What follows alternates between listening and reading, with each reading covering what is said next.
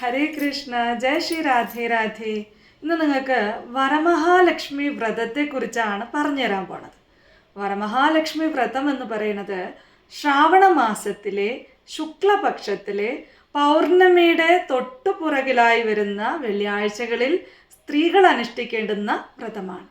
ഈ വ്രതം സ്ത്രീകളാണ് അനുഷ്ഠിക്കേണ്ടുന്നത്.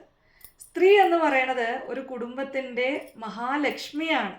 അപ്പോൾ ആ വീട്ടിൽ സന്തോഷവും സമാധാനവും ഐശ്വര്യമൊക്കെ ഉണ്ടാവണമെങ്കിൽ നല്ല ഈശ്വരാധീനമുള്ള നല്ല ഗുണവതിയായിട്ടുള്ള ഒരു സ്ത്രീ ഉണ്ടാവണം. അപ്പോൾ ഈ സ്ത്രീ എങ്ങനെയായിരിക്കണം?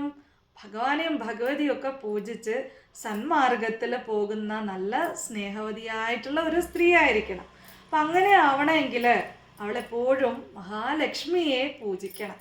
മഹാലക്ഷ്മിയുടെ കൃപാകടാക്ഷത്തിലാണ് അവൾക്കെപ്പോഴും സന്തോഷത്തോടെയും ഐശ്വര്യത്തോടെയും സ്നേഹത്തോടെയൊക്കെ മറ്റുള്ളവരോട് പെരുമാറാൻ സാധിക്കുക. അപ്പം അതുകൊണ്ടാണ് തങ്ങളുടെ കുടുംബത്തിൽ ഒരു വർഷക്കാലത്തോളമുള്ള ഐശ്വര്യം നിലനിൽക്കാൻ മഹാലക്ഷ്മിയെ അന്നത്തെ ദിവസം ഈ സ്ത്രീ പ്രസാദിപ്പിക്കുകയാണ്. അതിൽ എന്തൊക്കെയാണോ ഭഗവതിക്ക് സമർപ്പിക്കാൻ സാധിക്കുക അതെല്ലാം സമർപ്പിച്ച് അന്നത്തെ ദിവസം വിശേഷാൽ പൂജ ചെയ്ത് ഭഗവതി തങ്ങളുടെ കുടുംബത്തെ അനുഗ്രഹിക്കും എന്ന വിശ്വാസത്തോടു കൂടി സങ്കല്പത്തോടു കൂടി ആ പൂജ വളരെ ഭംഗിയാക്കി ആ വ്രതം അനുഷ്ഠിക്കുകയാണ് സ്ത്രീ ചെയ്യേണ്ടുന്നത്. അപ്പോൾ ഈ വ്രതം എങ്ങനെയാണ് അനുഷ്ഠിക്കേണ്ടുന്നത്, എന്തൊക്കെ കാര്യങ്ങളാണ് വേണ്ടത് എന്ന് പറഞ്ഞുതരാം. ആദ്യം ഈ വ്രതം ഈ വർഷം വരുന്നത് ഓഗസ്റ്റ് 8-ാം തീയതി വെള്ളിയാഴ്ചയാണ്. 9-ാം തീയതി പൗർണമിയാണ്. അപ്പോൾ ഞങ്ങൾ ആദ്യമേ പറഞ്ഞു പൗർണമിയുടെ തൊട്ട് മുന്നേയുള്ള വെള്ളിയാഴ്ച ദിവസം ശ്രാവണ മാസത്തിലെ വെള്ളിയാഴ്ചയാണ് ഈ വരമഹാലക്ഷ്മി പൂജ നമ്മൾ ചെയ്യുക. അപ്പം 8-ാം തീയതി വെള്ളിയാഴ്ചയാണ് നമുക്ക് പൂജ ചെയ്യേണ്ടുന്നത്. എന്നാൽ തയ്യാറെടുപ്പുകൾ നമ്മൾ 7-ാം തീയതി വ്യാഴാഴ്ച തന്നെ തുടങ്ങണം. വ്യാഴാഴ്ചത്തെ ദിവസം നമ്മൾ ഒരിക്കലൂണ് മാത്രമേ പാടുള്ളൂ. അപ്പോൾ അന്ന് നമ്മൾ വ്രതമൊക്കെ എടുത്തുകൊണ്ട്, അതായത് ഒരിക്കലൂണൊക്കെ എടുത്തുകൊണ്ട് അടുത്ത ദിവസം ലക്ഷ്മി പൂജയ്ക്കുള്ള സാധനങ്ങളൊക്കെ ഒരുക്കണം. ഇനി എവിടെയാണ് പൂജ ചെയ്യേണ്ടുന്നത് എന്ന് നിങ്ങൾ ആദ്യം തീരുമാനിക്കണം. അപ്പം നിങ്ങൾക്ക് പൂജാമുറി അത്യാവശ്യം വലിപ്പമുള്ള പൂജാമുറി ആണെങ്കിൽ പൂജാമുറിയിൽ തന്നെ ചെയ്യാം. ഇനി പൂജാമുറിയിൽ സൗകര്യം വളരെ കുറവാണെങ്കിൽ നിങ്ങൾക്ക് ഹാളിലോ അല്ലെങ്കിൽ നിങ്ങൾക്ക് എവിടെയെങ്കിലും ഒരു നല്ലൊരു സ്ഥലം കണക്കാക്കി വീട്ടിൻ്റെ ഉള്ളിൽ തന്നെ നല്ലൊരു സ്ഥലം കണക്കാക്കി അവിടെ ഒരു മേശയോ ഒരു ടേബിളോ അല്ലെങ്കിൽ ഒരു ടീപ്പോയോ എന്തെങ്കിലും ഇട്ടിട്ട് നിങ്ങൾക്ക് അവിടെ ഈ പൂജ ചെയ്യാവുന്നതാണ്. എന്തുകൊണ്ടാണ് നമുക്ക് സ്ഥലം വേണ്ടത് എന്ന് ചോദിച്ചാൽ നമ്മൾ ദേവിയെ അലങ്കരിച്ച് ഇരുത്തണം. അതുപോലെ തന്നെ ദേവിക്ക് വിശേഷാൽ പ്രസാദങ്ങൾ നൈവേദ്യങ്ങളൊക്കെ സമർപ്പിക്കണം. അപ്പം അങ്ങനെയുള്ള കാര്യങ്ങളൊക്കെ വെക്കാനുള്ള സ്ഥലം ഉണ്ടാവണം. ദേവിയുടെ 2 ഭാഗത്തുമായിട്ടാണ് നമ്മൾ വെക്കേണ്ടുന്നത്. അപ്പോൾ അതിനുള്ള ഒരു സ്ഥലം നമുക്ക് വേണം. അതുകൊണ്ടാണ് എവിടെയാണോ നിങ്ങൾക്ക് കൺവീനിയൻ്റ് ആയിട്ടുള്ള സ്ഥലം അവിടെ വെച്ചോളൂ എന്ന് പറയുന്നത്. ഇനി തലേന്നത്തെ ദിവസം തന്നെ ഒരുക്കങ്ങളെല്ലാം തുടങ്ങണം. തലേന്നത്തെ ദിവസം വീടൊക്കെ അടിച്ചു വാരി ശുദ്ധിയാക്കി എല്ലാ കാര്യങ്ങളും ഭംഗിയായി അതതിൻ്റെ സ്ഥാനത്ത് ഓർഗനൈസ് ചെയ്തതിന് ശേഷം നിങ്ങൾ ഈ നെക്സ്റ്റ് ഡേയിലേക്കുള്ള സാധനങ്ങളൊക്കെ വാങ്ങിച്ചു വെക്കുക. പൂജയ്ക്കായിട്ട് വാങ്ങിക്കേണ്ടുന്ന കാര്യങ്ങൾ എന്ന് പറയുന്നത് പൂക്കൾ വാങ്ങിക്കണം. ഇനി ദേവിയെ അലങ്കരിക്കാൻ ദേവിക്ക് ഉടുപ്പിക്കാൻ സാരി വേണം. അതുപോലെ തന്നെ അതിനുള്ള ഓർണമെൻറ്റ്സ് നമ്മൾ തന്നെ ഉപയോഗിച്ചിട്ടുള്ള അല്ലെങ്കിൽ ഉപയോഗിക്കുന്ന സ്വർണ്ണാഭരണങ്ങൾ നമുക്ക് ഭഗവതിക്ക് ചാർത്താവുന്നതാണ്. അത് എന്ത് വേണമെന്ന് വെച്ചാൽ ഈ വ്യാഴാഴ്ച ദിവസം തന്നെ അതൊക്കെ നല്ല വൃത്തിയായി കഴുകി അതിന് പനിനീരിൽ റോസ് വാട്ടറിൽ ശുദ്ധി ചെയ്തെടുത്ത് കഴുകിയെടുത്ത് നല്ല തുണി കൊണ്ട് തുടച്ച് വൃത്തിയാക്കി മാറ്റി വെക്കുക. ഇനി അല്ല നിങ്ങൾക്ക് അല്ലാതുള്ള ഓർണമെൻറ്റ്സ് പുതുതായിട്ട് ദേവിക്ക് വാങ്ങിച്ച് സമർപ്പിക്കാൻ സാധിക്കുമെങ്കിൽ വളരെ നല്ല കാര്യം. നിങ്ങൾ ദേവിക്ക് എന്താണോ സമർപ്പിക്കാൻ ആഗ്രഹിക്കുന്നത് അത് വാങ്ങിക്കുക. കാരണം അന്നത്തെ ദിവസം നമ്മൾ എന്തൊക്കെയാണോ ഭഗവതിക്ക് സമർപ്പിക്കുന്നത് അതിൻ്റെ 10 മടങ്ങായിട്ട് നമ്മളിലേക്ക് ഭഗവതി നൽകും എന്നാണ്. അപ്പോൾ നമുക്ക് എന്തൊക്കെ സമർപ്പിക്കാൻ പറ്റുമോ അതൊക്കെയും നല്ലതായിട്ട് നമ്മൾ ഭഗവതിക്ക് സമർപ്പിക്കുക. അപ്പം പുതിയ സ്വർണം വാങ്ങിക്കാൻ പറ്റുന്നവർ പുതിയത് വാങ്ങിച്ചോളൂ. ഇനിയിപ്പോൾ അതിന് അത്ര പൈസയൊന്നും ഇല്ലാത്ത ആളുകൾ അത് മാറ്റി വെക്കുമെന്ന് വേണ്ട. നിങ്ങൾക്ക് നിങ്ങളെ കൊണ്ട് സാധിക്കുന്ന തരത്തിലുള്ള ജ്വല്ലറീസ് വാങ്ങിക്കാം. അതല്ല നിങ്ങളുടെ കയ്യിലുള്ളത് തന്നെ ഉപയോഗിക്കുകയാണെങ്കിൽ അങ്ങനെ ഉപയോഗിക്കാം, ഒരു കുഴപ്പമില്ല. അപ്പം നമുക്കാവുന്ന രീതിയിൽ നമ്മൾ ചെയ്യാന്നുള്ളതാണ്. ഓക്കെ. അപ്പം ദേവിക്ക് ഒരുക്കാനുള്ള സാധനങ്ങളൊക്കെ നിങ്ങൾ തയ്യാറാക്കി വെക്കുക. പിന്നെ നിർബന്ധമായിട്ടും കുപ്പിവളകൾ, അത് പച്ച നിറത്തിലുള്ള കുപ്പിവളകൾ ദേവിക്ക് വാങ്ങിച്ചു വെക്കുക. മുല്ലപ്പൂ, ദേവിക്ക് മുല്ലപ്പൂ വളരെ ഇഷ്ടമാണ്. അപ്പോൾ മുല്ലപ്പൂ അല്ലെങ്കിൽ ചെമ്പകം ഇങ്ങനെ എന്തെങ്കിലും ദേവിക്ക് സമർപ്പിക്കാനായിട്ട് വാങ്ങിച്ചു വെക്കണം. പിന്നെ വേണ്ടുന്നത് നിവേദ്യം സമർപ്പിക്കാനുള്ള സാധനങ്ങളാണ്. അതിന് 5 തരത്തിലുള്ള ഫ്രൂട്ട്സ് അല്ലെങ്കിൽ 5 തരത്തിലുള്ള ഡ്രൈ ഫ്രൂട്ട്സ് അല്ലെങ്കിൽ 5 തരത്തിലുള്ള മധുര പലഹാരങ്ങൾ അല്ലെങ്കിൽ എന്താണോ നമുക്ക് ഭഗവതിക്ക് കഴിക്കാൻ സാത്വികമായിട്ട് നമ്മൾ നൽകുന്നത് അത് 5 കൂട്ടം നമ്മൾ കണ്ടുവെക്കുക. അന്നത്തെ ദിവസം ശുദ്ധമായിട്ട് ഉണ്ടാക്കിയിട്ട് വേണം നൈവേദ്യം സമർപ്പിക്കാൻ. പക്ഷേ തേഴ്സ്ഡേ തന്നെ നമ്മളത് ഒരുക്കി വെക്കണം. ഫ്രൂട്ട്സും കാര്യങ്ങളൊക്കെ നമുക്ക് വാങ്ങിച്ച് വെക്കാം. ഫ്രൂട്ട്സ്, ഡ്രൈ ഫ്രൂട്ട്സ്, തേന് ഇതൊക്കെ നമുക്ക് തേഴ്സ്ഡേ തന്നെ എല്ലാം വാങ്ങിച്ച് ഒരുക്കി റെഡിയാക്കി വെക്കാം. ഇനി വേണ്ടുന്നത് ദേവിക്ക് കലശം തയ്യാറാക്കാനുള്ള സാധനമാണ്. അതിനായിട്ട് നമുക്ക് കലശത്തിലിടാനായിട്ട് കുറച്ച് സാധനങ്ങൾ വേണം. അതെന്തൊക്കെയാണെന്ന് പറഞ്ഞുതരാം. അത് നമുക്ക് ഒരു ചെമ്പ്, അത് ഒന്നുകിൽ താമരയുടെ അതായത് ഈ കോപ്പറിൻ്റെ ചെമ്പ് എടുക്കാം. അതല്ല എന്നുണ്ടെങ്കിൽ സിൽവറിൻ്റെ ചെമ്പ് എടുക്കാം. അതുമല്ല എന്നുണ്ടെങ്കിൽ മൺകുടം എടുക്കാം. അതുമല്ല എന്നുണ്ടെങ്കിൽ നമുക്ക് എന്താ പറയുക സ്റ്റീലിൻ്റെ ചെമ്പ് എടുക്കാം. അപ്പോൾ ഇതിലേതാണോ നിങ്ങൾക്ക് സാധിക്കുന്നത് ആ ഒരു ചെമ്പ് വാങ്ങിച്ച് തയ്യാറാക്കി വെക്കുക.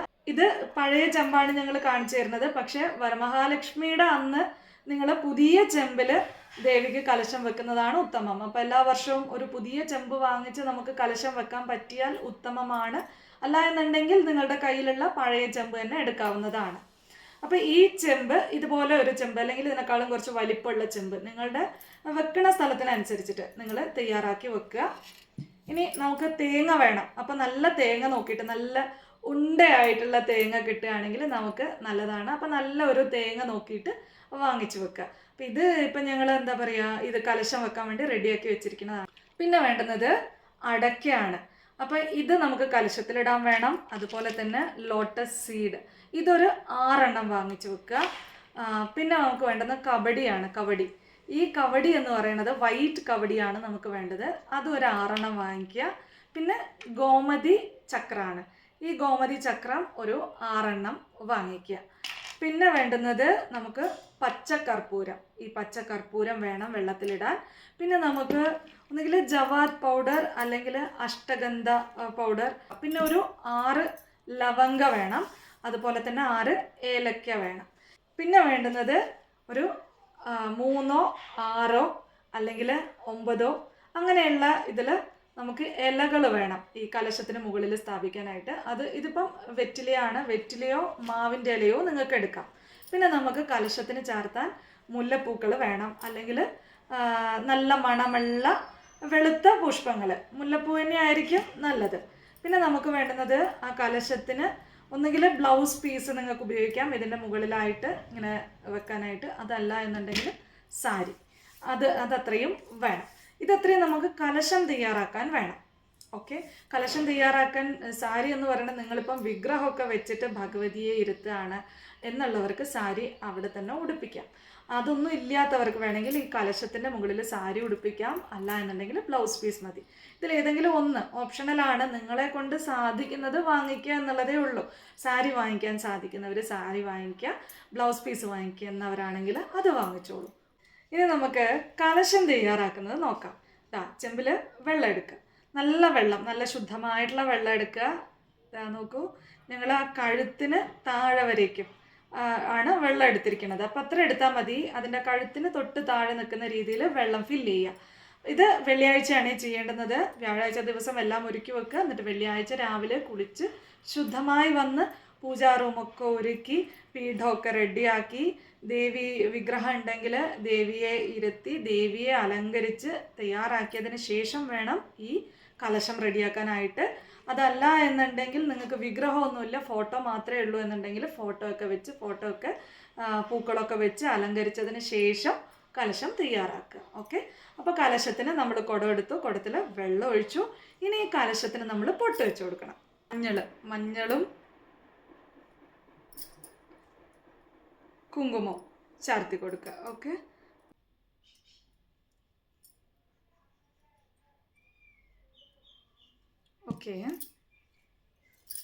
ഇനി നമുക്ക് അതിലേക്ക് ഈ തേങ്ങ വെച്ച് കൊടുക്കണം. ഈ തേങ്ങ ഇതിൻ്റെ ചകിരിയൊക്കെ നല്ലോണം കളഞ്ഞ് വൃത്തിയാക്കി കത്തി കൊണ്ട് നന്നായിട്ട് ചിരണ്ടി റെഡിയാക്കി എടുത്തിട്ടുള്ളതാണ്. അപ്പോൾ അതിങ്ങനെ നല്ല ഭംഗിയായിട്ട് വൃത്തിയാക്കി എടുക്കുക. അതിനുശേഷം കുറച്ച് വെള്ളം ഒന്ന് തടവി മഞ്ഞൾപ്പൊടി തൂത്ത് കൊടുക്കുക. അപ്പോൾ ഇങ്ങനെ നല്ല മഞ്ഞ കളറിൽ നമുക്ക് കിട്ടും. മഞ്ഞൾപ്പൊടി തേച്ചിട്ടുള്ള തേങ്ങയാണിത്. ഇതിനെ നമുക്ക് സിന്ദൂരം കുങ്കുമം വെച്ചിട്ട് കുറി തൊട്ട് കൊടുക്കുക. ദാ ഇതിൻ്റെ മുഖഭാവം വന്നിട്ട് ഇവിടെയാണ്. ഈ ഇത്രയും നല്ല സോഫ്റ്റ് ആയിട്ടുള്ള ഭാഗം ഉണ്ടല്ലോ, ഇതാണ് ഞങ്ങൾ മുഖമായിട്ട് വെക്കാൻ പോണത്. അത് നോക്കുമ്പോൾ നിങ്ങൾക്ക് മനസ്സിലാവും 2 പോർഷൻ ഉണ്ടാവും. അപ്പം അതിൽ ഏത് ഭാഗമാണോ നല്ല ഇതായിട്ട് വരുന്നത് ആ ഭാഗം വെച്ചു കൊടുക്കുക. പിന്നെ അല്ലെങ്കിൽ ഇതാ ഈ ഇവിടെ 2 കണ്ണ് കാണുന്നുണ്ടല്ലോ, ഈ 2 കണ്ണും വരുന്ന ഭാഗമായിട്ട് വെക്കുന്നതും നല്ലതാണ്. അപ്പം ഞങ്ങൾ ഈ ഭാഗമാണ് വെക്കാൻ പോണത്. അതിന് പൊട്ട് വെച്ച് കൊടുക്കാം.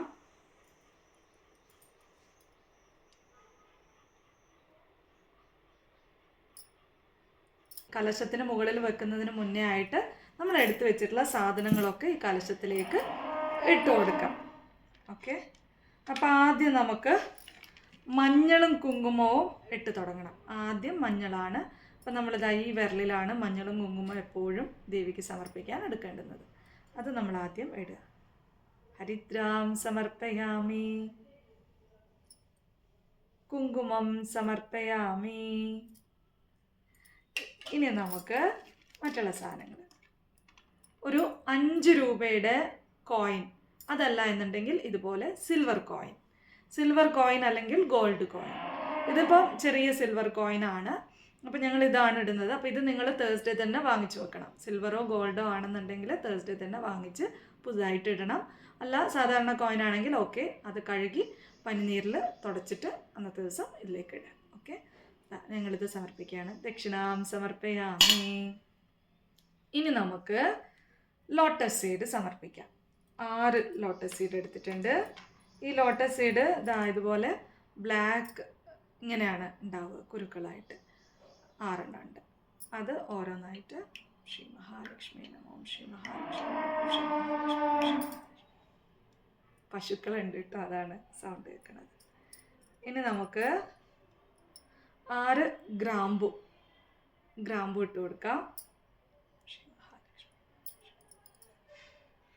അതേപോലെ 6 ഏലക്ക ഇട്ട് കൊടുക്കുക. ഇനി നമുക്ക് ഇത് ശ്രീപഴം എന്നാണ് ഇവിടെ ഇതിന് പറയുക, അടയ്ക്ക.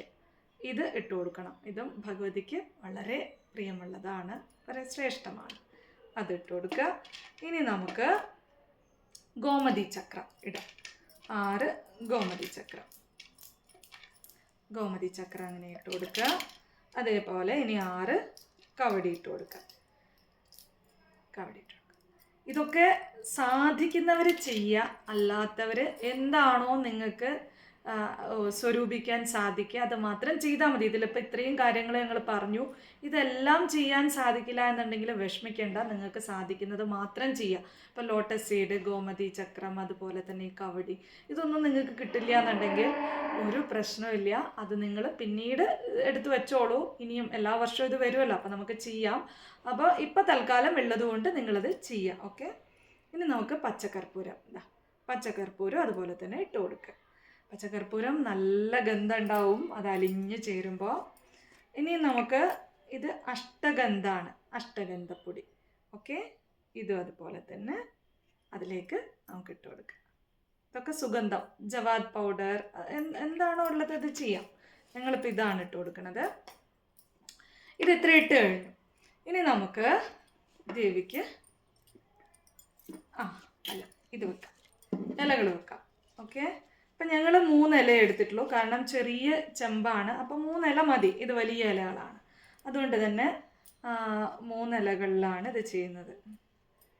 ഓക്കെ, കാണിച്ചു തരാം. ആദ്യം ഇതൊന്ന് ശരിയായിക്കോട്ടെ. ഇങ്ങനെ വെച്ചു. 3 ഇതിലിങ്ങനെ വെള്ളത്തിലേക്ക് ഇറക്കി വെക്കുക. അതുകൊണ്ടാണ് കഴുത്തിന് താഴെ വെള്ളം നിന്നാൽ മതി. മേലോട്ട് വരുന്തോറും നമുക്ക് ബുദ്ധിമുട്ടാണ്, ഇത് സ്ഥാപിക്കാൻ പറ്റില്ല. ഇനി നമുക്കിതിലോട്ട് തേങ്ങ ഇറക്കി വെച്ചു കൊടുക്കാം.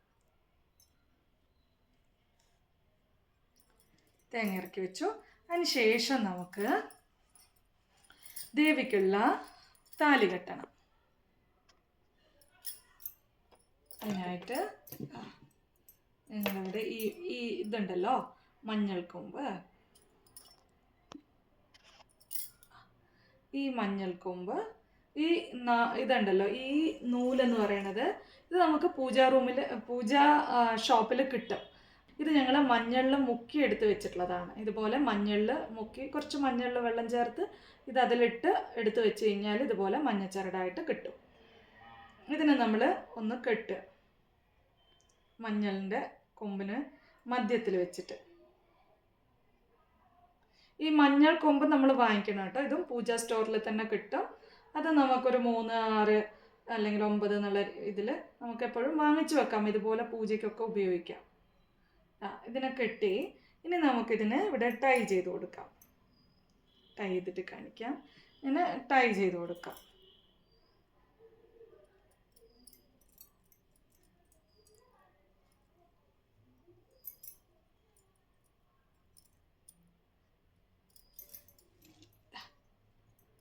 നമ്മളത് ടൈ ചെയ്തു. ദേവിക്ക് ഇതൊക്കെ ചെയ്യുമ്പോൾ നിങ്ങൾ നന്നായിട്ട് പ്രാർത്ഥിച്ച് ഓം ശ്രീ മഹാലക്ഷ്മി എന്ന് പ്രാർത്ഥിച്ച് ചെയ്തോളൂ. അല്ല, നിങ്ങൾക്ക് ഇഷ്ടമുള്ള നാമം മന്ത്രങ്ങളൊക്കെ ജപിക്കാൻ അറിയുന്നവർ ഒക്കെ ചെയ്തോളൂ കേട്ടോ. ഇനി നമുക്ക് കലശത്തിന് ബാംഗിൾസ് ഇട്ട് കൊടുക്കാം. ഞങ്ങളിപ്പോൾ ഇവിടെ യെല്ലോ ആണ് ഇടുന്നത്. ഗ്രീൻ, യെല്ലോ, റെഡ് എന്തും ആവാം, പക്ഷെ ഗ്രീനാണ് ഓസ്പീഷ്യസ് ആയിട്ടുള്ള ഡേയ്സിൽ ഇടാൻ ഏറ്റവും നല്ലതെന്ന് പറയുന്നത്. ഇട്ട് കൊടുത്തു. ഇനി ഞങ്ങളതിൻ്റെ മുകളിൽ ചെറിയൊരു ചുനരി ഇട്ട് കൊടുക്കാൻ പോവാണ്. നിങ്ങൾക്ക് ബ്ലൗസ് പീസോ സാരിയോ എന്താ വാങ്ങിയിട്ടുള്ളത് അതിട്ട് കൊടുക്കാം. അതിങ്ങനെ ഇട്ട് ഭംഗിയാക്കി വെച്ചിട്ട്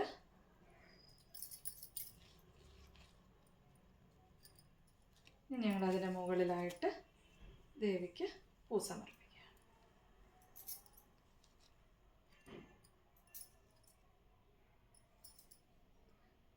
ഇങ്ങനെ വളരെ സിമ്പിളായിട്ട് നമുക്ക് ഇങ്ങനെയാണ് കലശം തയ്യാറാക്കാൻ സാധിക്കുക. ഇത് സാധാരണ എങ്ങനെയാണ് ഇവിടെയൊക്കെ കർണാടകയിലൊക്കെ ചെയ്യാന്ന് വെച്ച് കഴിഞ്ഞാൽ വലിയ ചെമ്പെടുക്കും. ഇതിപ്പോൾ ചെറിയ ചെമ്പാണല്ലോ. വലിയ സ്റ്റീലിൻ്റെ അല്ലെങ്കിൽ കോപ്പറിൻ്റെ അല്ലെങ്കിൽ സിൽവറിൻ്റെ വലിയ ചെമ്പെടുത്തിട്ട് അതിൽ വെള്ളം ഇതാക്കിയിട്ട് ഈ പറഞ്ഞ സാധനങ്ങളൊക്കെയും അതിലിട്ട് അതിൻ്റെ മുകളിൽ തേങ്ങ തന്നെയാണ് വെക്കുക. ആ തേങ്ങ വെച്ചിട്ട് അതിൻ്റെ ദേവിയുടെ മുഖപടം കിട്ടും. മുഖവാട എന്നാണ് ഇവിടെ പറയുക. അത് സിൽവറിൻ്റെ കിട്ടും. അത് വാങ്ങിയിട്ട് അവരതിന് ഫിറ്റ് ചെയ്ത് കൊടുക്കും ഈ തേങ്ങയുടെ മുഖത്തിന്. എന്നിട്ട് അതിന് മുകളിൽ ബ്ലൗസ് പീസ് അല്ലെങ്കിൽ ഇത് സാരി അത് വെക്കണവരുണ്ട്. ഇല്ലയെന്നുണ്ടെങ്കിൽ അത് അങ്ങനെ വിടും. അതിന് മുകളിലായിട്ട് പൂക്കൾ വെക്കും, വളയൊക്കെ വെച്ചിട്ട് അങ്ങനെ വിടും. ഈ താഴ്ഭാഗം ഉണ്ടല്ലോ, കുടത്തിൻ്റെ താഴ്ഭാഗം, ഈ വരുന്ന ഈ താഴ്ഭാഗത്ത് അവർ സാരി നല്ല ഭംഗിയിൽ ഉടുത്തു കൊടുക്കും. പിന്നെ ഇപ്പം എന്ന് വെച്ചാൽ കൂടുതൽ ആൾക്കാരും ഇവിടെയൊക്കെ കൈകളും കാലൊക്കെ വെച്ചിട്ട് വലിയ ഒരു ദേവി രൂപമായിട്ട് തന്നെ ചെയ്യുന്നുണ്ട്. അപ്പോൾ അതൊക്കെ റെഡിമെയ്ഡായിട്ട് തന്നെ അവൈലബിൾ ആണ് ഷോപ്സിൽ. അപ്പോൾ അങ്ങനെയും ചെയ്യുന്നവരുണ്ട്. അപ്പോൾ നമ്മളെ സംബന്ധിച്ചിടത്തോളം ഇത് ഭഗവതി എന്ന ഒരു സങ്കല്പമാണ്. അപ്പോൾ നമുക്കാവുന്ന രീതിയിൽ തേങ്ങ എന്ന് പറയുന്നത് ശ്രീയാണ്. അത്രയും ഐശ്വര്യമുള്ള അല്ലെങ്കിൽ അത്രയും സമൃദ്ധി നൽകുന്ന ഒരു കാര്യമാണ് ഈ തേങ്ങ. അപ്പോൾ നമുക്ക് വെളിച്ചെണ്ണയ്ക്ക് എത്ര വില കൂടുതലാണ്. അപ്പോൾ തേങ്ങ ഉണ്ടെങ്കിൽ നമുക്ക് പല കാര്യങ്ങളും ചെയ്യാൻ പറ്റും. അപ്പോൾ ആ തേങ്ങ നമ്മുടെ ആരോഗ്യത്തിനും അതുപോലെ തന്നെ നമ്മുടെ മനസ്സിനും ഒക്കെ വളരെയധികം ഗുണങ്ങളുള്ള ഒരു ഫലമാണ് ഈ തേങ്ങ എന്ന് പറയുന്നത്. അതുകൊണ്ടാണ് ഈ തേങ്ങയെ ശ്രീക്ക് ഭഗവതിക്ക് ഏറ്റവും വിശേഷപ്പെട്ട ഒരു കാര്യമായിട്ട് കണക്കാക്കുന്നത്. പൂജയിലൊക്കെ നമ്മൾ തേങ്ങ പൊട്ടിച്ച് അതിൻ്റെ 2 ഭാഗം അതൊക്കെ ചെയ്യണം. അതൊക്കെ ഇങ്ങനെ വെക്കുന്നത് വളരെ ഐശ്വര്യദായകമാണ്. അപ്പോൾ അതാണ് ഈ തേങ്ങയൊക്കെ ഇതിന് വേണ്ടിയിട്ട് ഉപയോഗിക്കുന്നത്. അപ്പോൾ ഇങ്ങനെയൊക്കെ നമ്മൾ ആ ട്രഡീഷണൽ വേയിൽ, ഇതാണ് ട്രഡീഷണൽ വേ എന്ന് പറയുന്നത്. ഇങ്ങനെ ചെയ്താൽ മതി. നമുക്ക് ഭംഗിയൊന്നും അല്ലല്ലോ, ഒരുപാട് ഭംഗിയൊന്നുമല്ല, വിഗ്രഹമൊന്നും ഇല്ലാത്ത ആൾക്കാർ ഇങ്ങനെ ചെയ്യുക. ഇങ്ങനെ ഭഗവതിയെ സങ്കല്പിച്ചുകൊണ്ട് നിങ്ങളുടെ കലശം തയ്യാറാക്കിയ ഭഗവതിക്ക് സമർപ്പിച്ച് വെക്കുക. അത് അന്നത്തെ ദിവസം, അതായത് വരമഹാലക്ഷ്മി വ്രതം കഴിഞ്ഞതിൻ്റെ അടുത്ത ദിവസം അല്ലെങ്കിൽ 2 ദിവസം കഴിഞ്ഞ് 3ൻ്റെ അന്ന്, 3-ാം നാൾ നമുക്ക് കലശം എടുക്കാം. കലശം എടുത്തിട്ട് അതിലുള്ള വെള്ളമൊക്കെ നമ്മുടെ വീടിന് ചുറ്റിലും തളിച്ചു കൊടുക്കുക. അതിലുള്ള ഇട്ടിട്ടുള്ള സാധനങ്ങളൊക്കെ നമുക്ക് എവിടെയെങ്കിലും ചെടികളുടെ കീഴിലൊക്കെ കൊണ്ടിട്ട് കൊടുക്കാം. ആ കോയിനൊക്കെ നമുക്ക് എടുക്കാം. അല്ലാത്ത കാര്യങ്ങളൊക്കെ നമുക്ക് ഒഴുക്കിക്കളയാം. ഇങ്ങനെയാണ് ചെയ്യേണ്ടുന്നത്. അപ്പം ഇപ്രാവശ്യത്തെ വരമഹാലക്ഷ്മി വ്രതം നിങ്ങളെല്ലാവരും എടുക്കണം. നിങ്ങളുടെ കുടുംബത്തിൽ ഐശ്വര്യവും സന്തോഷവും സമാധാനവും എല്ലാം ഭഗവതി നൽകും. ഒരു സംശയമില്ല. സർവോപരി നമുക്ക് ആ ഭഗവതിയോടുള്ള സ്നേഹമാണ്, അതാണ് നമ്മൾ ഇതിലൂടെയൊക്കെ കാണിക്കുന്നത്. ഓക്കെ, അപ്പം നമ്മൾ എത്രത്തോളം ആ ഭഗവതിയെ സ്നേഹിക്കുന്നു, എത്രത്തോളം ഭഗവതിക്ക് വേണ്ടി ഇങ്ങനെ ഓരോന്നും ചെയ്യുന്നു, അത്രത്തോളം നമ്മളിലൊരു പോസിറ്റിവിറ്റി, ഒരു ഊർജം, ഇതിനൊക്കെ വേണ്ടി നമ്മളിങ്ങനെ തയ്യാറാവുമ്പോൾ തന്നെ നമ്മളുടെ മനസ്സും ശരീരത്തിലും ഒക്കെ അതിൻ്റെ ഒരു റിഫ്ലക്ഷൻ ഉണ്ടാവും. ആ ഒരു പോസിറ്റിവിറ്റി നമ്മളിലേക്ക് എപ്പോഴും വന്നുകൊണ്ടിരിക്കും. ഓക്കെ, പിന്നെ അന്നത്തെ ദിവസം നിങ്ങൾ പൂജ ചെയ്യുമ്പോൾ ശ്രദ്ധിക്കേണ്ട ഒരു കാര്യം എന്ന് പറയുന്നത്, നല്ല വസ്ത്രം ഇട്ടിട്ട്, പറ്റിയാൽ പുത്തൻ വസ്ത്രം ഇട്ടിട്ട് തന്നെ പൂജ ചെയ്യണം. അതിന് സാധിക്കുന്നില്ലെങ്കിൽ നല്ല വസ്ത്രം തന്നെ അലക്കി തേച്ച് വൃത്തിയായിട്ട് ഇടുക. കഴിവതും കോട്ടൺ അല്ലെങ്കിൽ നല്ല സിൽക്കിൻ്റെ വസ്ത്രമൊക്കെ ഇട്ടിട്ട് ചെയ്യണം. പോളിസ്റ്റർ, ലോ മെറ്റീരിയൽ, അതൊന്നും നമ്മൾ അന്നത്തെ ദിവസം ഇടാൻ പാടില്ല. അന്ന് നമ്മളും നല്ല ഭംഗിയായി ഒരുങ്ങി വേണം ഭഗവതിയെ പൂജിക്കാനായിട്ട്. മഹാലക്ഷ്മി പൂജ ചെയ്യുന്നവർ എപ്പോഴും ശ്രദ്ധിക്കണം, അവരും നല്ല ഭംഗിയായിട്ട് നല്ല വസ്ത്രമൊക്കെ ഇട്ട് നമ്മുടെ കയ്യിലുള്ള ആഭരണങ്ങളൊക്കെ ഇടുക. നമുക്ക് എങ്ങനെയൊക്കെ ഒരുങ്ങാൻ പറ്റുമോ, മേക്കപ്പിൻ്റെ ഒന്നും ആവശ്യമില്ല. നമ്മളുടെ ഭംഗി എന്ന് പറയുന്നത് നമ്മുടെ മനസ്സിൻ്റെ ഇത് തന്നെയാണ്. പിന്നെ സ്ത്രീകൾക്ക് വേണ്ടതെന്ന് പറയുന്നത് കണ്ണിന് കറുപ്പ്. ആ കറുപ്പ് എന്ന് പറയുന്നത് നമുക്ക് ദൃഷ്ടി തട്ടാതിരിക്കാൻ വേണ്ടിയിട്ടാണ്. അപ്പോൾ എപ്പോഴും കുറച്ച് കരി കണ്ണെഴുതുക. പിന്നെ കുങ്കുമം, അത് മസ്റ്റാണ്. മഞ്ഞൾ പ്രസാദം, കുങ്കുമം, അത്രേ ആവശ്യമുള്ളൂ. ഇത് ഇത്രയും ചെയ്ത് ആ മുടിയൊക്കെ ഒന്ന് ചീപ്പി കെട്ടിവെച്ചാൽ തന്നെയും ഐശ്വര്യമായി. ഇതിങ്ങനെ ചെയ്തുകൊണ്ട് നമ്മൾ ആ ഭഗവതിയെ പൂജിക്കുക.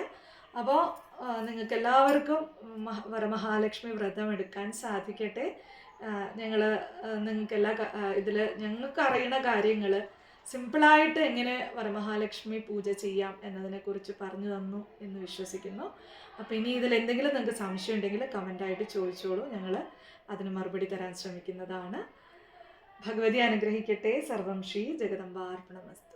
ജയ ശ്രീ രാധേ രാധേ.